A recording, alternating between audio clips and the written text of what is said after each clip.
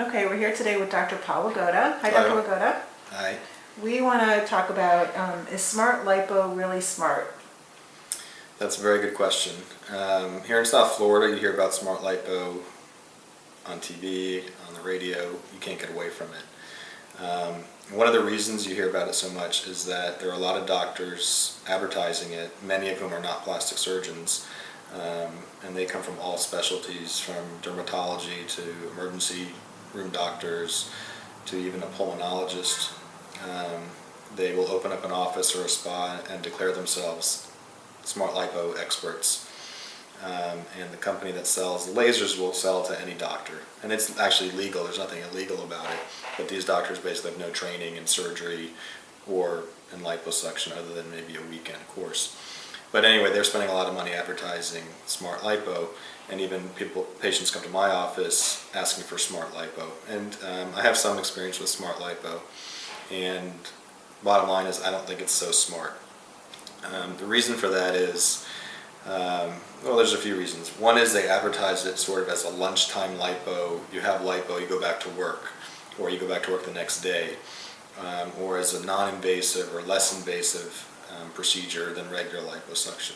The truth of the matter is, if you have smart lipo with one of the stronger wattage machines, the recovery period is basically the same as traditional liposuction or ultrasonic liposuction. The results are probably not as good in many cases. And basically, if you compare, let's say, smart lipo to ultrasonic lipo, ultrasonic lipo has been around for about 10 years.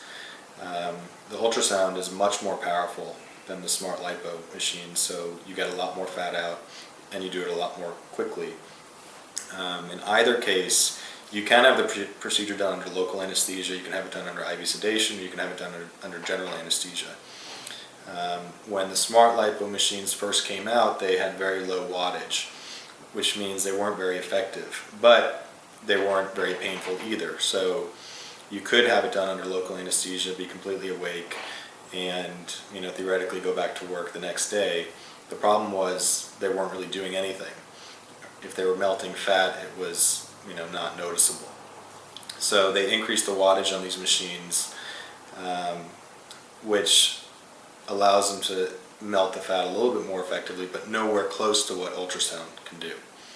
The other thing is, as the wattage increases, the pain increases. So what was advertised as lunchtime lipo now is liposuction under general anesthesia.